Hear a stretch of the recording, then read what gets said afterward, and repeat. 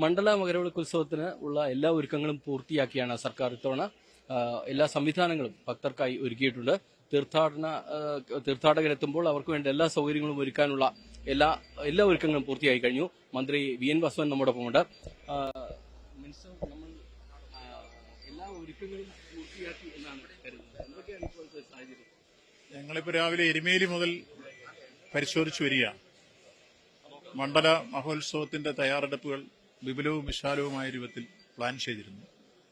അത് നല്ല നിലയിൽ ഫലം കണ്ടു എന്നുള്ളതാണ്. എരുമേലിയിൽ ഒരു 6 ഏക്കർ സ്ഥലം ഭവന നിർമ്മാണ ബോർഡിന്റെ പാർക്കിങ്ങിന് മുമ്പില്ലാത്തത് നമുക്ക് സൗകര്യപ്പെടുത്തി കിട്ടി. അവിടെ ഉണ്ടായിരുന്നൊരു അമ്യൂണിറ്റി സെന്റർ DTPCയുടെ സൗകര്യപ്പെടുത്തി എടുത്തിട്ടുണ്ട്. അവിടെ കൂടുതൽ പാർക്കിംഗ് സൗകര്യവും അതോടൊപ്പം തന്നെ അവിടുത്തെ അയ്യപ്പ ഭക്തന്മാരെ മറ്റു രൂപത്തിൽ ചൂഷണം ചെയ്യാതിരിക്കാനുള്ള എല്ലാ വില നിലവാരവും ഏകീകരിക്കുന്ന രൂപം ഉൾപ്പെടെയുള്ള എല്ലാ പ്രവർത്തനങ്ങളും ഞങ്ങൾ പ്ലാൻ ചെയ്തതുപോലെ എരുമേലിയിൽ ഫലപ്രദമായി ഇന്ന് കണ്ടു. രണ്ടാമത് നിലയ്ക്കൽ വരുമ്പോൾ അവിടെ പുതിയതായി 17,000 സ്ക്വയർ ഫീറ്റ് പന്തൽ ഏതാണ്ട് 2,500 ആളുകൾക്ക് വിരിവെക്കാൻ കഴിയുന്ന രൂപത്തിലേക്ക് പുതിയതായി ഉണ്ടാക്കി.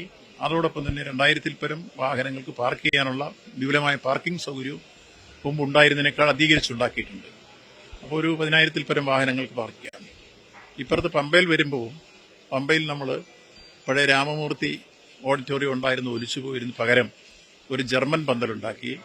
അവിടെ ഏതാണ്ട് 20,000 സ്ക്വയർ ഫീറ്റ് പണി പൂർത്തീകരിച്ചു. 13 ആളായി നിങ്ങൾ പരിശോധിച്ചോ 3,000-ഓളം ആളുകൾക്ക് അവരെ വിരിവയ്ക്കാനുള്ള സൗകര്യം ഉണ്ടായി.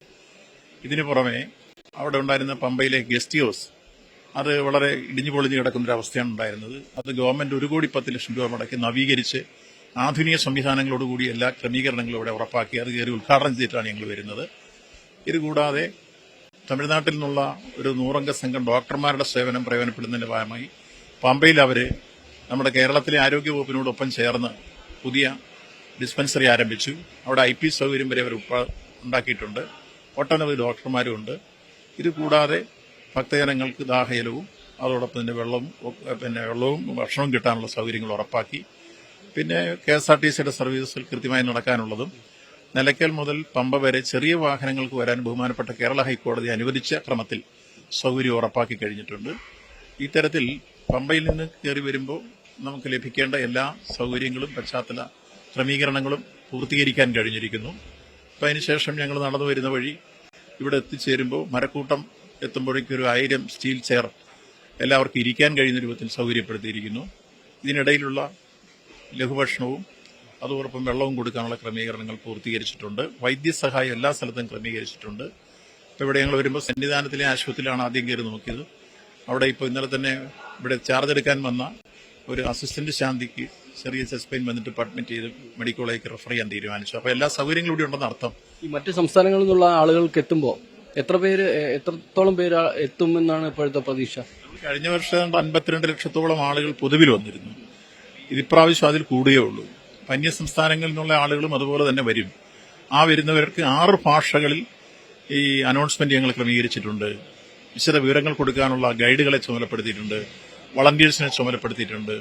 അതുകൊണ്ട് ഭാഷയുടെ പ്രശ്നമോ അല്ലെങ്കിൽ അവരെ സ്വീകരിക്കുന്ന പ്രശ്നമോ അവർക്ക് ഭക്ഷണമോ അല്ലെങ്കിൽ ദാഹജലമോ ഇതൊന്നും പ്രശ്നമില്ലാതെ എല്ലാം ക്രമീകരിച്ചുകൊണ്ടാണ് കുറ്റമറ്റ രൂപത്തിൽ ഞങ്ങൾ അതുകൊണ്ടാണ് നേരത്തെ വന്നെല്ലാം കാലകൂട്ടി തുടങ്ങിയിരുന്നു.